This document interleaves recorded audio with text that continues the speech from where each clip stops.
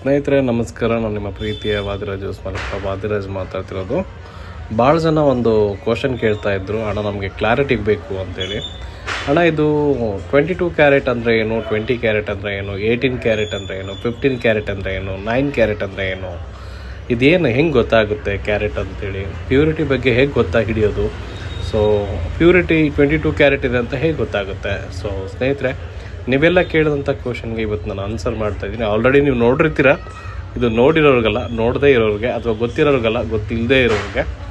So ನಾವು ವಾದಿರಾಜ್ ಯೂಸ್ಕೊಂಡ್ಬಿಟ್ಟು ದಾವಣಗೆರೆಯಿಂದ ಮಾತಾಡ್ತಿರೋದು. ಸ್ನೇಹಿತರೆ, ಇದ್ರ ಬಗ್ಗೆ ಒಂದೊಂದಾಗಿ ಮಾಹಿತಿ ಕೊಡ್ತಾ ಹೋಗ್ತೀನಿ ನಿಮಗೆ. 22 ಕ್ಯಾರೆಟ್ ಗೋಲ್ಡ್ ಅಂದರೆ 916 ಹಾಲ್ಮಾರ್ಕ್ ಪ್ಯೂರಿಟಿ ಬರುತ್ತೆ. ಅಂದರೆ 91.60% ಪ್ಯೂರ್ ಬಂಗಾರ ಇರುತ್ತೆ. ಅದರ ಬಾಕಿ ಉಳಿದಂಥದ್ದು ಬೆಳ್ಳಿ ಹಾಗೂ ತಾಮ್ರವನ್ನು ಹಾಕಿ ಮಾಡುವಂಥದ್ದು.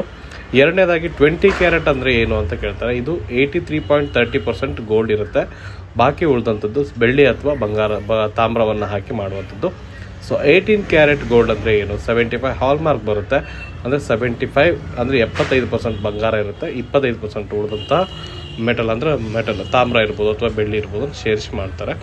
ಸೊ ಹಾಗೆ 15 ಕ್ಯಾರೆಟ್ ಅಂದರೆ ಯಾವುದು ಅಂತ ಕೇಳ್ತಾರೆ. ಸೊ ಅದು 62.50 ಅಂದರೆ 62.50 ಪ್ಯೂರಿಟಿ ಇರುತ್ತೆ. ಬಾಕಿ ಉಳಿದಂಥದ್ದು ಏನಿದೆಯಲ್ಲ ಅದು ತಾಮ್ರ ಹಾಗೆ ಬೆಳ್ಳಿ ಇರುತ್ತೆ. 9 ಕ್ಯಾರೆಟ್ ಅಂದರೆ ಯಾವುದು ಅಂತ ಕೇಳ್ತಾಯಿದ್ರು ಭಾಳ ಜನ. ಇತ್ತೀಚೆಗೆ ಇದು ಟ್ರೆಂಡಲ್ಲಿತ್ತು ಇದು. ಸೊ ಇದ್ರ ಬಗ್ಗೆ ನಿಮ್ಗೆ ಏನಪ್ಪ ಅಂದರೆ ಇದು 37.50% ಬಂಗಾರ ಇರುತ್ತೆ. ಬಾಕಿ ಉಳಿದಂಥ ಅಲೆ ಅಥವಾ ತಾಮ್ರ ಅಥವಾ ಬೆಳ್ಳಿ ಇರುತ್ತೆ. ಸೊ ಈ ಒಂದು ಮಾಹಿತಿ ನಿಮ್ಗೆ ಇಷ್ಟ ಆಗಿದೆ ಅನ್ಕೋತೀರಿ. ಇಷ್ಟ ಆದರೆ ಪೇಜ್ನ ಶೇರ್ ಮಾಡಿ, ಆ ವಿಡಿಯೋನ ಶೇರ್ ಮಾಡಿ, ಹಾಗೆ ಪೇಜ್ನ ಫಾಲೋ ಮಾಡೋದನ್ನ ಮರಿಬೇಡಿ. ಧನ್ಯವಾದಗಳು. ಹೆಚ್ಚಿನ ಮಾಹಿತಿಗೆ ವಿಡಿಯೋ ಮಾಡಿಬಿಟ್ಟು ದಾವಣಗೆರೆ ಧನ್ಯವಾದಗಳು.